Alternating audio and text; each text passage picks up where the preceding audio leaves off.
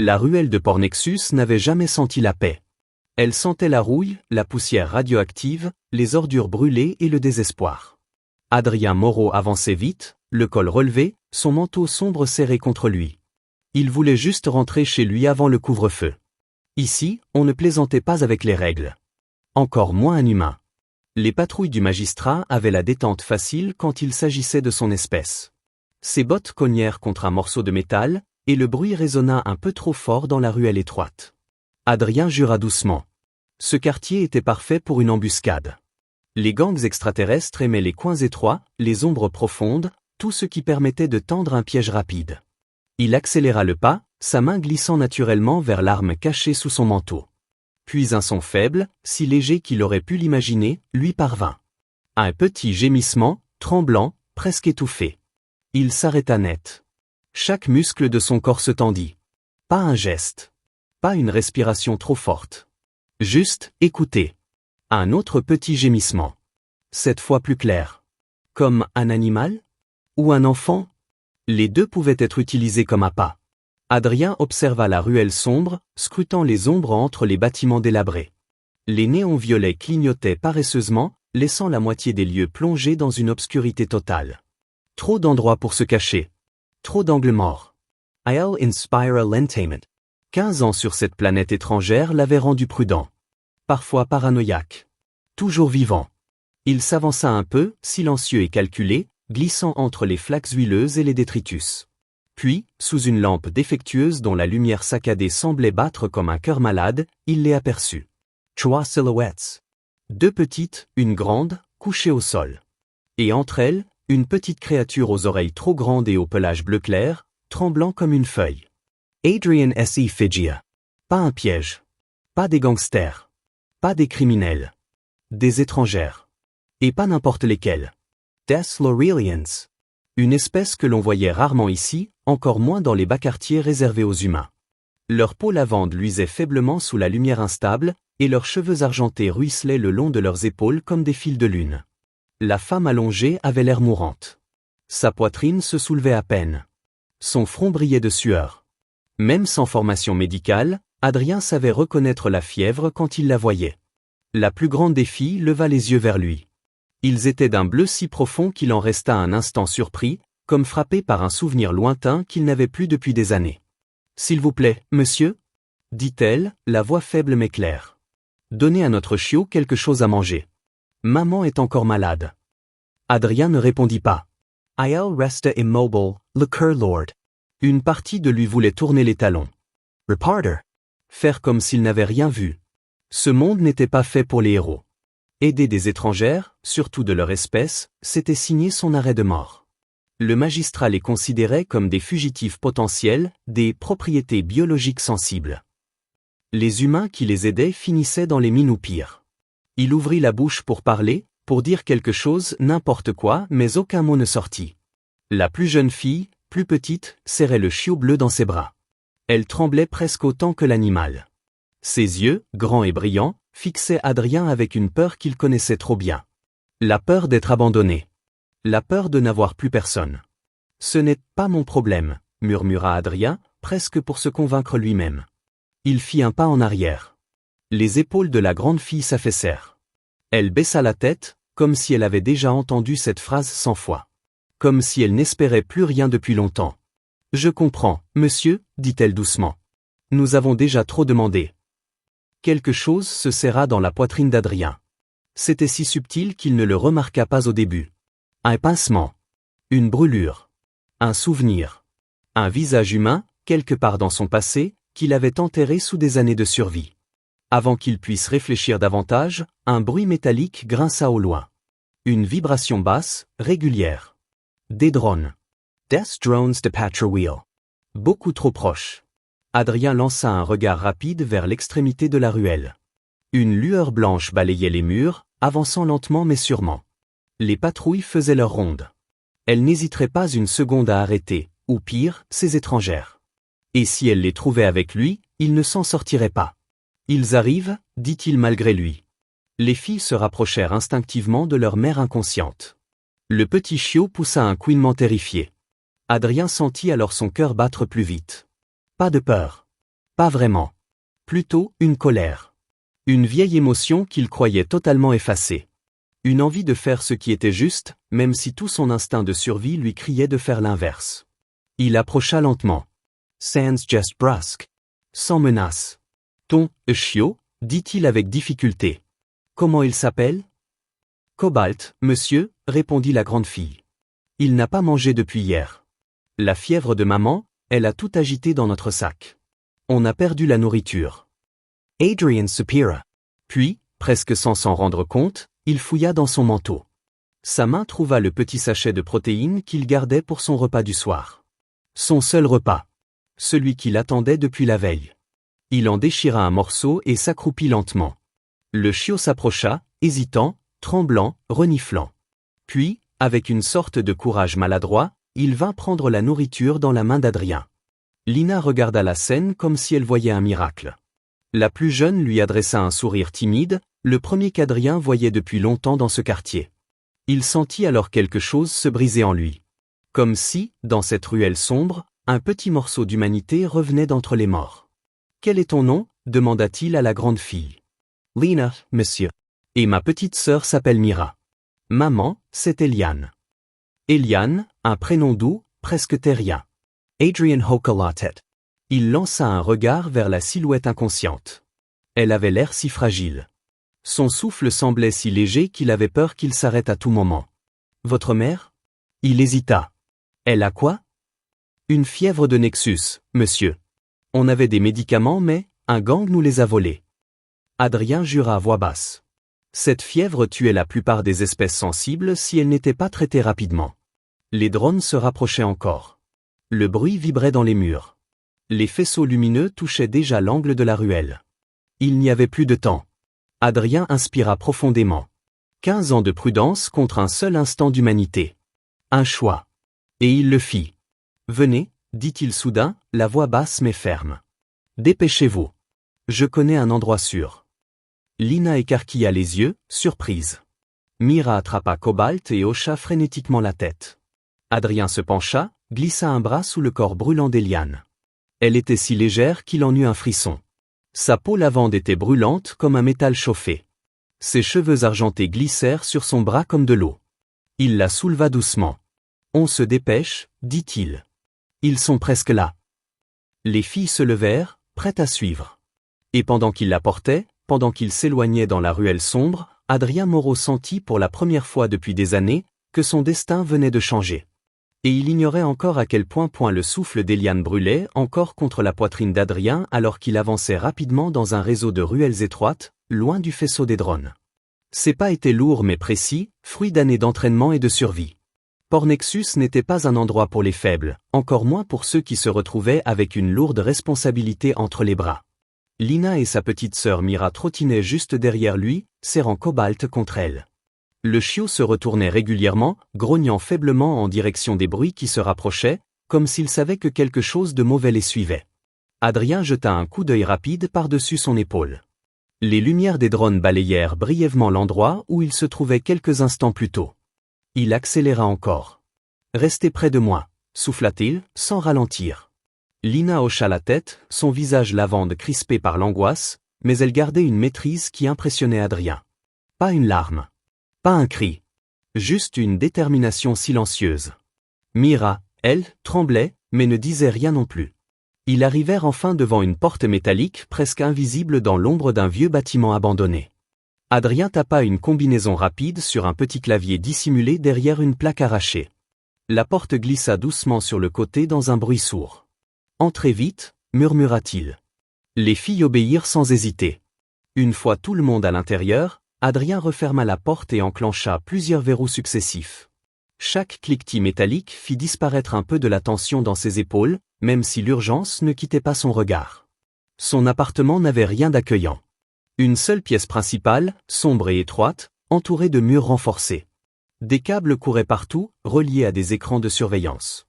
Une petite cuisine, un coin couchage, et surtout des armes, rangées avec un soin presque maniaque, décorant les murs comme des souvenirs d'un passé qu'il n'arrivait pas à abandonner. « Posez là-haut » demanda Lina en montrant sa mère. Là, indiqua Adrien en désignant son lit, la seule surface assez large pour la recevoir. Il déposa Eliane doucement, mais même ainsi, elle gémit faiblement. Sa peau brillait de sueur, et sa respiration restait saccadée, fragile. Adrien chercha rapidement son kit médical dans une boîte métallique posée près d'un mur. Le temps pressait. La fièvre de Nexus n'attendait pas. Elle montait vite, se répandait vite, et tuait encore plus vite. « C'est quoi, cet endroit ?» demanda Mira d'une petite voix. Ses yeux bleus fixaient les écrans lumineux et les armes accrochées, impressionnés mais terrifiés. « Juste chez moi », répondit Adrien sans se retourner. « Et maintenant, ça va être votre refuge. » Il s'agenouilla à côté d'Eliane, ouvrit son kit et attrapa une seringue déjà pré-remplie. Il l'examina rapidement, secoua la tête, puis en prit une autre. « Vous pouvez la sauver ?» demanda Lina. Adrien sentit le poids de la question. « I'll firma un instant less you. »« Je peux essayer. J'ai des antiviraux puissants. Pas fait pour votre espèce, mais ça vaut mieux que rien. » Il désinfecta le haut du bras d'Eliane avec un geste précis. Ses doigts tremblaient légèrement, mais il les força à se stabiliser. Il avait déjà effectué ce genre de geste sur des camarades humains autrefois, mais jamais sur quelqu'un comme elle. Sa peau était chaude, presque brûlante, et d'une douceur étrange.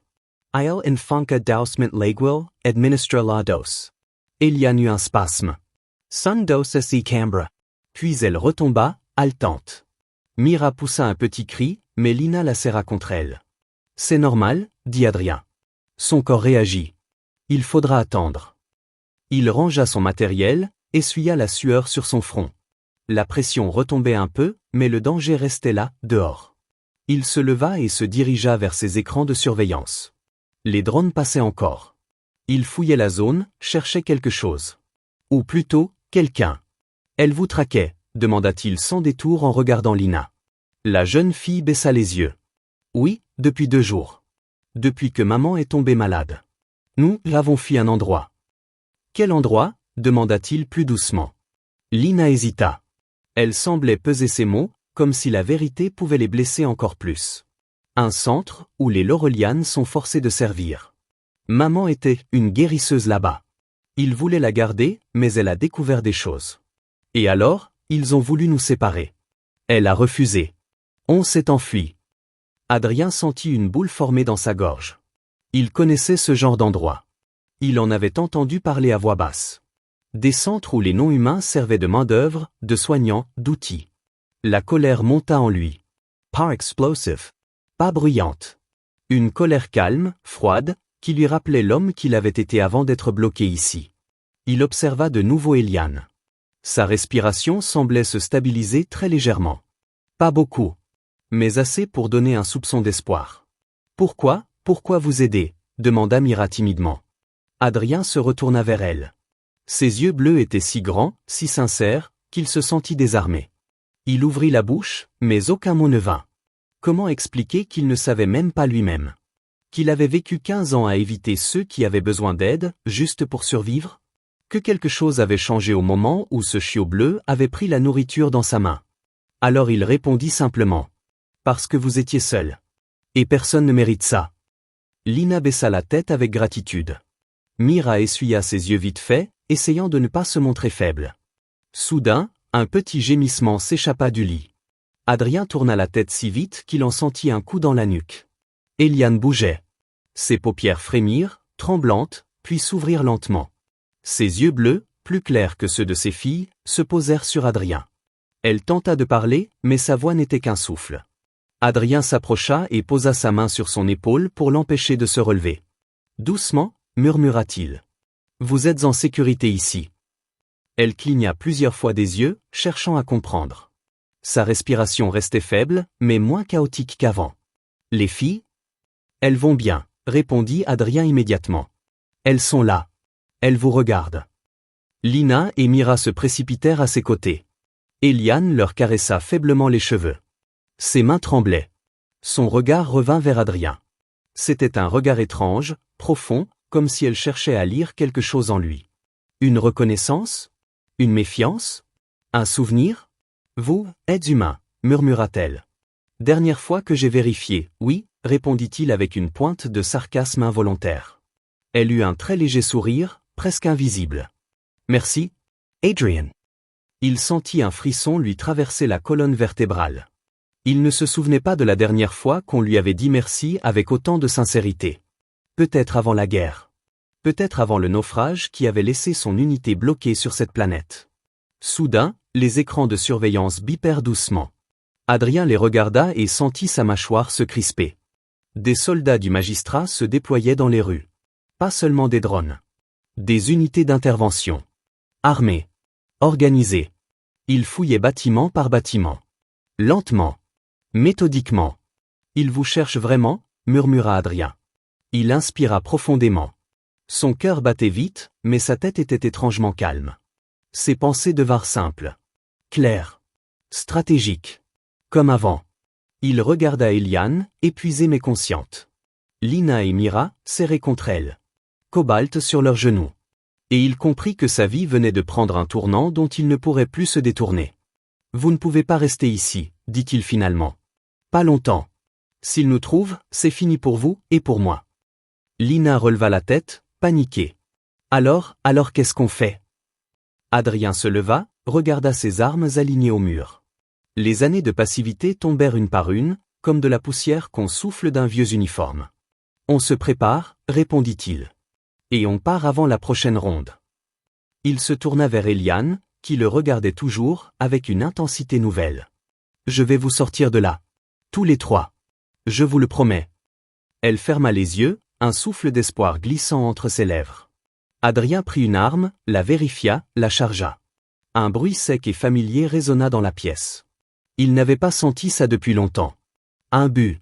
Un combat qui avait du sens. Et il savait que ce n'était que le début. Le silence dans l'appartement semblait presque vivant. Adrien observait encore les écrans de surveillance, les sourcils froncés. Les soldats du magistrat ne se contentaient plus de patrouiller. Ils scannaient les rues, parlaient entre eux par gestes codés, vérifiaient les portes, même celles normalement ignorées. Cela signifiait une chose. Quelqu'un, quelque part, avait signalé quelque chose. Et ce n'était jamais un bon signe. Derrière lui, Lina et Mira essayaient de garder le silence, assises près d'Eliane qui tentait de reprendre des forces. Cobalt, le petit chiot bleu, couché sur ses jambes, levait parfois la tête pour renifler l'air comme s'il pouvait sentir la tension. Adrien recula de l'écran et se tourna vers elle. « On va commencer par rassembler ce dont vous avez besoin. Prenez juste le minimum. De quoi manger, boire, et ce qui compte le plus pour vous. On doit partir léger. Très léger. » Lina hocha la tête, mais il voyait bien la peur derrière ses yeux. Mira serra Cobalt un peu plus fort. Eliane essaya de se redresser. Son souffle était encore faible, mais plus stable qu'avant. Elle appuya une main contre le mur pour ne pas vaciller. « Vous êtes sûr de pouvoir bouger ?» demanda Adrien en s'approchant. Elle releva la tête vers lui. Ses yeux bleus avaient retrouvé un éclat faible mais déterminé. « Je dois. Si je reste ici, je vous mets en danger. Vous l'avez dit vous-même. » Adrien croisa ses bras, la regardant quelques secondes. « Oui. Mais ça ne veut pas dire que je veux vous voir tomber en plein milieu d'un tunnel désaffecté. Si vous vous écroulez, on est coincé. » Eliane esquissa un sourire minuscule. « Je tiendrai. Je l'ai déjà fait avant. » Il ne répondit pas tout de suite. Quelque chose dans sa voix, une force très calme, presque trop calme, comme si elle avait été entraînée à souffrir sans le montrer. Adrien avait connu ce genre de voix. Il savait ce qu'elle signifiait. Des années de discipline. De douleur. De survie. Il soupira. « D'accord. Mais vous restez derrière moi. Je guide. » « Bien sûr. » Les filles se levèrent, prêtes. Adrien leur fit signe d'attendre un instant. Il alla vers une armoire métallique qu'il n'ouvrait jamais en présence d'étrangers. Il hésita une seconde, puis ouvrit quand même. À l'intérieur, plusieurs objets soigneusement rangés, munitions, filtres antitoxines, lampes ultraviolettes, gants tactiques, rations concentrées. Mais aussi, une plaque noire, rappel d'un passé révolu. Il la regarda une fraction de seconde. Plaque d'identification. Moreau, Adrian, 3E Battalion EDF, Escouade 12. Une part de lui voulait la laisser là, comme toujours. L'autre voulait la reprendre, la remettre autour de son cou, comme si elle pouvait lui rendre un peu du soldat qu'il avait été. Il resta immobile pendant quelques secondes qui semblèrent longues. Finalement, il la prit. La glissa dans sa poche, sans un mot.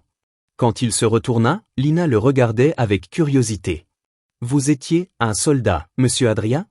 « Ça fait longtemps, » répondit-il simplement. Eliane, pourtant faible, observait elle aussi la scène. Il sentit son regard, calme mais attentif, comme si elle analysait des fragments de lui qu'il pensait invisibles.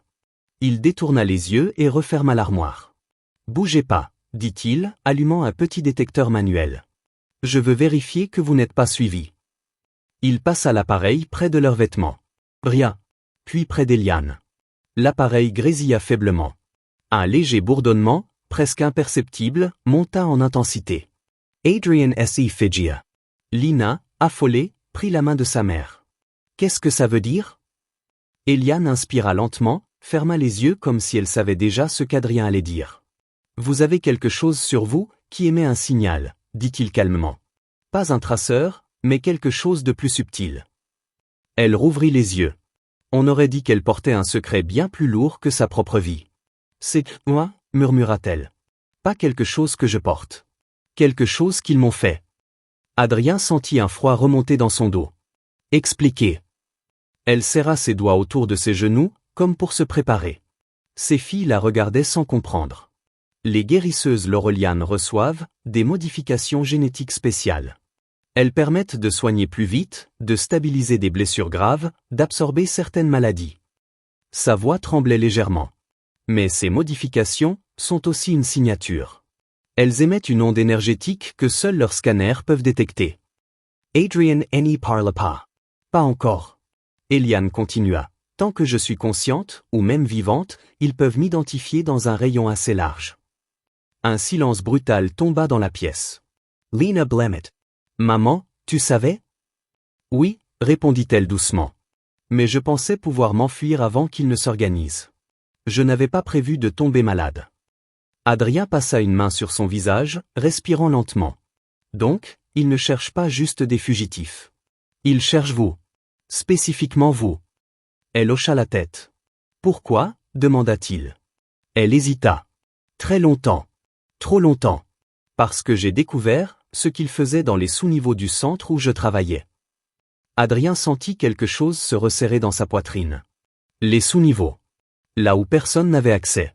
Là où les pires rumeurs prenaient racine. Continue, dit-il doucement. Eliane déglutit. Ses yeux se remplirent d'une douleur silencieuse. Ils n'étudiaient pas seulement les maladies. Ils étudiaient les humains. Ils analysaient vos cellules. Vos réactions. Votre capacité à guérir, à vous adapter. Sa voix se brisa légèrement. Ils expérimentaient sur des prisonniers humains.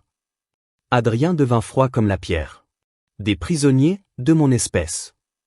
Ce n'était pas une question. Oui. Samaquar S.E. Crispa. Ses doigts aussi. Son cœur battit plus vite, mais son visage resta immobile. C'était une habitude militaire, ne pas montrer. Ils ont utilisé des soldats, demanda-t-il. Disparus après la chute du portail? Beaucoup venaient d'unités militaires humaines, oui, murmura Eliane. Des unités comme? Elle hésita, mais finit sa phrase, comme la vôtre. Un frisson glacé parcourut tout son corps. Ses frères d'armes. Les hommes et femmes qu'il croyait morts. Ils n'étaient peut-être pas morts. Ils étaient peut-être utilisés. De simios. Torturés. Ses poings se serrèrent jusqu'à lui faire mal. Pourquoi êtes-vous parti? Souffla-t-il. Eliane inspira profondément. Parce que j'ai trouvé des dossiers. Preuves. Expérience. Résultats. Je les ai encodés dans un data cristal. Si je l'apporte dans un réseau libre, si je le diffuse, alors tout Pornexus, et même plus loin, saura ce qu'ils font. Lina et Mira écarquillèrent les yeux. Cobalt couina doucement. Vous avez volé des données au magistrat, résuma Adrien. Oui. Et vous êtes venu vous cacher, ici.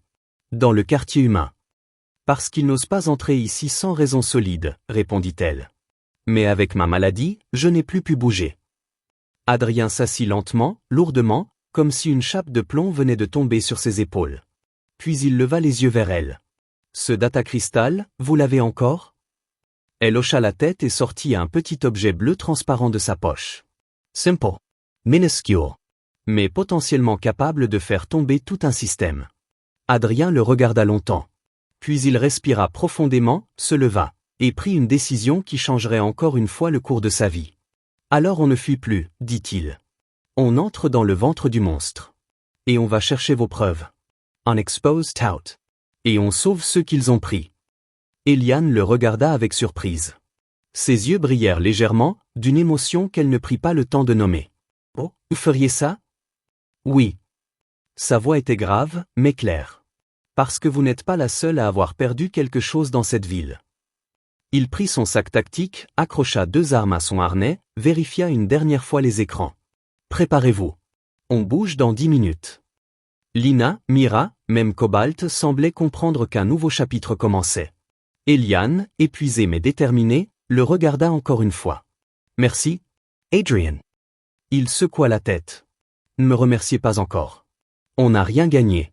Pas encore. » Mais au fond de lui, sous la colère, sous la peur, sous les années de solitude, naissait quelque chose qu'il n'avait pas ressenti depuis très, très longtemps. Un but. Et peut-être même un espoir. Et la nuit sur Pornexus semblait plus lourde que jamais, comme si l'air lui-même retenait son souffle. Dans l'appartement exigu, chaque minute paraissait trop longue, chaque seconde trop bruyante. Adrien avait déjà son sac tactique sur l'épaule, la main posée sur la poignée de la porte secrète menant au conduit de maintenance. « On part maintenant » dit-il. « Pas dans 5 minutes. Pas dans 10. Maintenant. » Lina hocha la tête et aida sa petite sœur à mettre un manteau trop grand pour elle. Cobalt, nerveux, tournait en rond autour de leurs pieds en poussant des petits couinements inquiets. Eliane, elle, tenait le datacristal contre sa poitrine comme si c'était un morceau de son âme. Elle tremblait encore légèrement, mais son regard était clair, décidé. Adrien vérifia une dernière fois les caméras. Les soldats du magistrat avançaient lentement dans la rue principale. Ils n'étaient plus qu'à 2 pâtés de maison. S'ils restaient, ils seraient repérés. S'ils sortaient par la rue, ce serait un suicide.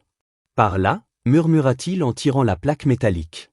La cloison coulissa pour révéler un couloir sombre, étroit, plein de câbles et de tuyaux. L'odeur était fade, métallique, presque suffocante. « Restez en file » ajouta-t-il. Pas de bruit inutile. Une par une, les filles s'engagèrent dans le passage, suivies d'Eliane. Adrien resta le dernier, refermant la cloison derrière lui. Dans l'obscurité totale, il activa une lampe à faible intensité. Une lueur bleu pâle éclaira le couloir juste assez pour marcher sans tomber.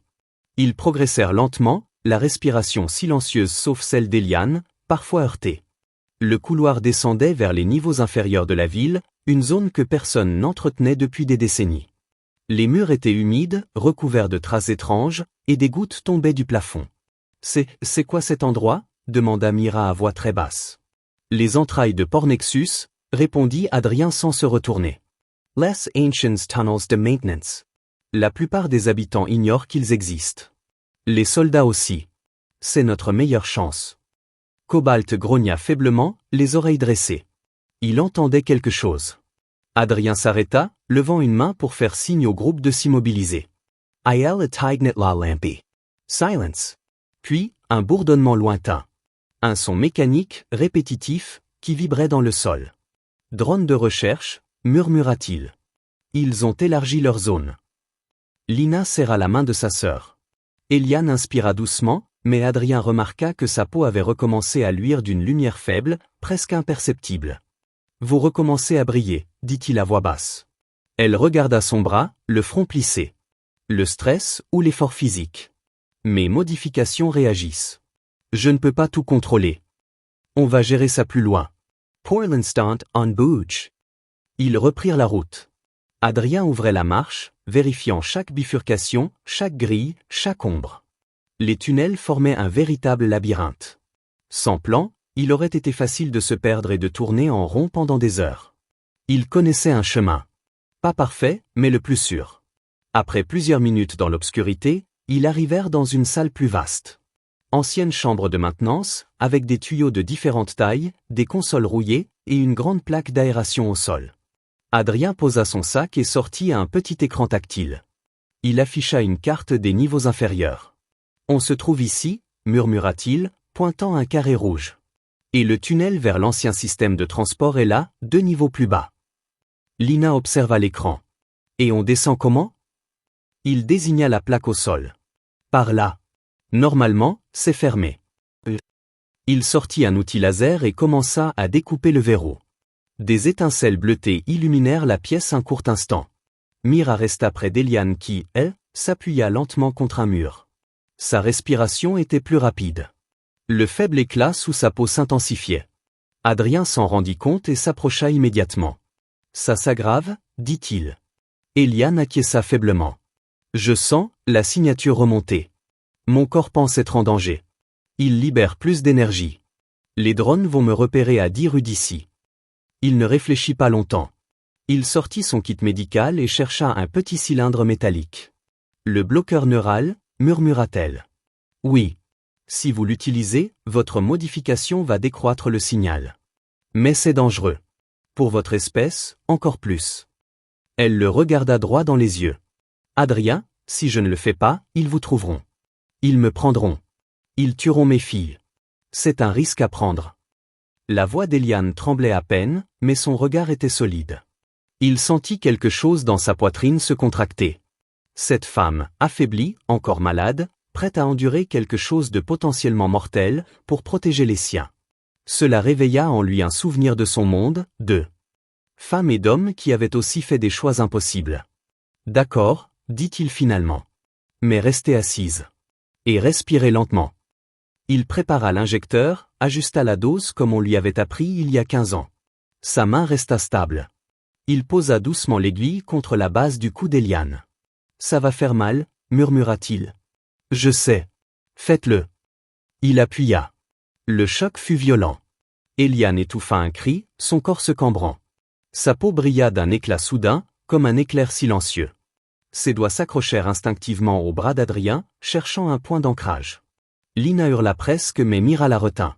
C'est normal, dit Adrien en maintenant Eliane contre le mur pour éviter qu'elle ne se blesse. Le tremblement dura quelques secondes, mais pour tout le monde, cela sembla une éternité. Puis, lentement, la lumière dans la peau d'Eliane s'éteignit. Sa respiration devint irrégulière, puis plus calme. Elle ouvrit les yeux, encore haletante, mais vivante. C'est, murmura-t-elle faiblement, ça m'a réveillée. Adrien n'eut pas la force de sourire. Il posa sa main sur son épaule, juste un instant. Un contact humain. Un soutien silencieux. Vous avez été courageuse, dit-il simplement. Elle releva ses yeux vers lui. Vous aussi. Il se redressa, reprit son sac, et tira sur la grille désormais déverrouillée. Elle s'ouvrit avec un grincement douloureux. Un puits sombre descendait vers les niveaux inférieurs. Je descends en premier, dit-il. Ensuite Lina, Mira, Eliane et Cobalt. Prenez votre temps. Pas de gestes brusques. Il sauta dans l'obscurité, atterrit souplement sur une plateforme en contrebas, et alluma une autre lampe faible. C'est bon. Descendez. Lina fit descendre Mira en premier, puis sauta elle-même, retenant Cobalt dans ses bras. Eliane, encore fragile, s'accrocha au barreau du conduit. Adrien monta quelques marches pour l'aider à descendre sans tomber. Lorsqu'elle se retrouva près de lui, ses jambes fléchirent légèrement. Il la soutint instinctivement. Elle posa une main tremblante sur son bras pour garder l'équilibre. « Je suis là », dit-il doucement. Elle releva les yeux. Un instant suspendu. Un souffle trop proche. Un échange muet de fatigue, de gratitude, de peur, et quelque chose d'autre. Mais il rompit le moment volontairement. On continue. Ils avancèrent dans ce nouveau tunnel plus large, plus humide, éclairé par une série de lampes presque éteintes. Le bruit des drones semblait plus loin maintenant. Le signal d'Eliane était masqué. Encore quelques centaines de mètres, dit Adrien. Après ce virage, on atteint l'ancien terminal de transport. Si on y arrive, on aura une vraie chance. Lina s'avança un peu, prenant la main de Mira pour la rassurer. Mais tandis qu'il progressait, Adrien sentit un changement dans l'air. Un courant. Un mouvement. Quelque chose respirait plus loin. Pas mécanique. Pas un drone. Quelque chose de vivant. Il leva la main. Stop. Tout le monde se figea. Un craquement résonna devant eux, suivi d'un souffle grave, lourd. Une ombre massive bougea derrière un vieux panneau. Adrien serra son arme. Qu'est-ce que c'est? Chuchota Lina. I'll inspire l'entertainment. Pas un drone. Pas un soldat. Un autre souffle. Puis un grondement. Une créature ou un groupe. Il monta d'un cran son arme et murmura, calme et ferme. Restez derrière moi. Et quoi qu'il arrive, ne courez pas. Le grondement se fit plus fort, roulant comme un tonnerre étouffé dans les profondeurs du tunnel. Adrien pointa son arme devant lui, laissant son alerte. Lina et Mira se serrèrent l'une contre l'autre. Cobalt poussa un couinement inquiet, les oreilles couchées. Une silhouette sortit enfin de l'ombre. Candace, massivement bâtie, couverte d'écailles sombres, les yeux jaunes brillants sous la faible lumière. Puis deux autres créatures apparurent derrière elle. Death Crawls. Des mercenaires reptiliens. Cruels, territoriaux, imprévisibles. Ces tunnels étaient leur domaine depuis longtemps. Et eux, n'aimaient pas les intrus. The plus grand Savanka. Sa voix était un mélange de sifflements et de grognements. Halte là, humain, et lavande. Vous marchez sur notre territoire. On ne passe pas ici sans payer. Adrien ne baissa pas son arme. Il resta immobile, calme, mais prêt à tirer. Nous ne cherchons pas la bagarre. On veut juste traverser pour atteindre l'ancien terminal. Le Kraal ricana, un son rauque et désagréable. Tous disent ça. Mais personne ne passe sans donner quelque chose de valeur. Et ses yeux reptiliens glissèrent vers Eliane. Je sens une guérisseuse parmi vous. Très rare. Très précieuse. Très vendable. Lina se plaça instinctivement devant sa mère, tremblante mais courageuse. Vous ne la toucherez pas. Le Kraal fit un pas de plus, dévoilant son bras gauche fait de métal brut, comme une prothèse arrachée et reforgée. Il semblait plus qu'heureux de montrer sa force. Adrien parla avant que ça n'explose. On ne cherche pas d'ennui. Laisse-nous passer et on fera un échange correct. Pas de conflit. Personne ne veut se battre ici. Toi peut-être, humain, répondit le chef Kraal. Mais si. Il s'avança d'un pas encore. Puis un gémissement faible retentit derrière lui. Un son de douleur. Comme un souffle étranglé. Les deux Kraals de l'arrière se retournèrent nerveusement. L'un d'eux jeta un regard au chef et fit un signe de tête inquiet. Le chef grogna. Pas maintenant. Il tenta de masquer son agacement, mais Adrien vit quelque chose passer dans ses yeux. De la frustration, mais aussi de l'inquiétude. Il y a un blessé chez vous, dit Adrien doucement. Je l'ai entendu. Le Kraal grogna comme si cette évidence l'ennuyait. Pas ton problème, humain. Eliane fit un pas faible en avant, soutenu par Lina. Laissez-moi le voir. Je peux peut-être aider. Le chef Kraal tourna brusquement la tête vers elle.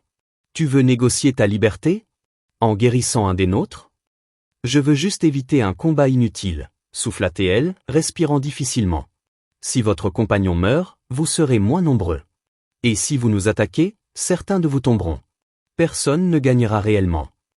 Un silence étrange suivit ces paroles. Mira serrait si fort Cobalt qu'il couinait presque sans bruit. Le chef Kraal grogna à nouveau. Les muscles de son cou se contractèrent. Puis il finit par râler, très bien. Mais si tu tentes quelque chose, je te brise en deux. Adrien se plaça immédiatement à côté d'Eliane, prêt à réagir au moindre geste hostile. Ils suivirent les Kraals jusqu'à une petite alcôve derrière une console rouillée. Un Kraal plus jeune y était étendu. Son écaille ventrale était fendue, un liquide sombre coulant lentement. Chaque respiration le faisait trembler. Eliane se mit à genoux malgré la douleur. Lina Elida. Elle posa une main tremblante sur le torse du blessé. La lumière sous sa peau ne réapparut pas, merci au bloqueur neural, mais son toucher sembla calmer légèrement la respiration du jeune reptilien. Blessure perforante, murmura-t-elle. Infection of sea. Fièvre toxique.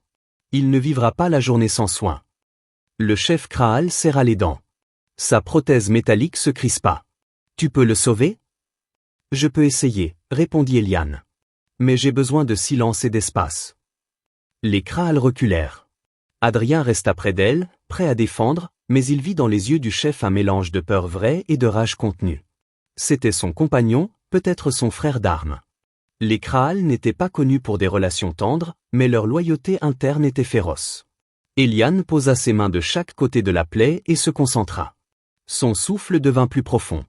Même sans sa lumière habituelle, elle utilisait encore ce qui lui restait de force.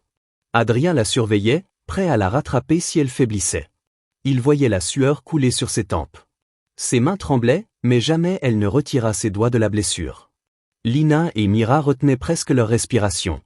Cobalt, étrangement silencieux, observait la scène avec attention. Après de longues minutes, Eliane recula enfin. Elle manqua de tomber, mais Adrien tendit la main juste à temps. Sa voix était faible mais déterminée. Il survivra. L'infection est stoppée. Il doit se reposer, mais il vivra. Le jeune Kraal ouvrit légèrement les yeux, ses pupilles se contractant. Il respira plus régulièrement. Le chef resta figé quelques secondes, comme s'il n'arrivait pas à croire ce qu'il voyait. Puis il posa sa main griffue sur la tête du blessé, dans un geste presque tendre. Lorsque le chef se redressa, quelque chose avait changé dans son regard. Ce n'était plus la même hostilité. C'était du respect. Une forme brutale, primitive, mais réelle. Vous passez, humain. Guérisseuse. Petites Levandes. Et la créature bleue. Sa voix vibrait de sincérité dure. Personne ici ne vous touchera. Vous avez sauvé un des nôtres. Cela vaut plus que tout paiement. Adrian hocha la tête. Merci. Le chef Kraal s'écarta, montrant du geste le grand couloir qui menait à l'ancien terminal. Mais prenez garde, ajouta-t-il. Les soldats du magistrat fouillent aussi cette zone maintenant. Ils s'approchent par les niveaux supérieurs. Si vous voulez survivre, courez. Adrien sentit son cœur accélérer. Il n'avait plus de temps. Il attrapa le bras d'Eliane. Venez. On doit y aller maintenant. Ils accélérèrent. Coururent presque, même si Eliane peinait. Lina et Mira la soutenaient. Adrien ouvrait la voie, vérifiant chaque angle, chaque bruit, chaque vibration. Puis la lumière apparut. Une vaste salle, silencieuse, remplie de rails suspendus. Des vieux véhicules magnétiques, arrêts depuis des décennies, reposaient comme des carcasses endormies. Lanshan Terminal de Transport. Adrien repéra une cabine encore alimentée par un générateur d'urgence. Il se précipita dessus, tapa plusieurs commandes, et la porte s'ouvrit dans un souffle poussiéreux.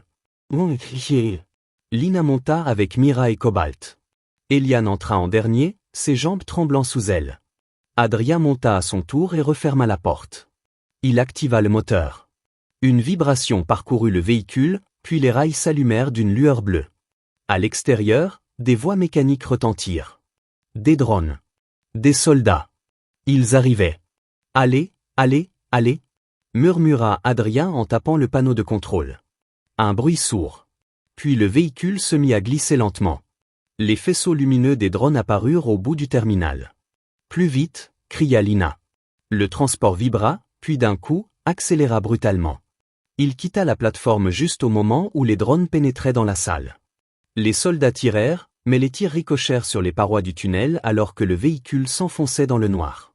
Personne ne parla pendant de longues secondes. Juste le bruit du moteur et le souffle tremblant de chacun. Enfin, Eliane murmura, « On est vivant ». Adrien se laissa tomber contre le siège, épuisé. Oui. Pour l'instant.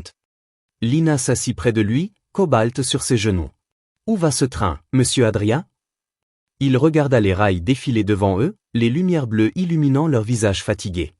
Vers le district de recherche, dit-il finalement. Là où se trouve leur secret. Là où sont peut-être mes camarades.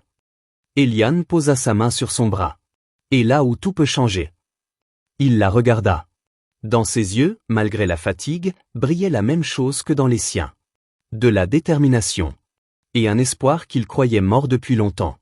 Le train s'enfonça dans les ténèbres à grande vitesse. Et pour la première fois depuis 15 ans, Adrien Moreau n'avançait pas juste pour survivre. Il avançait pour se battre. Pour la vérité. Pour ses frères. Pour elle. Et rien, absolument rien, ne pourrait l'arrêter maintenant.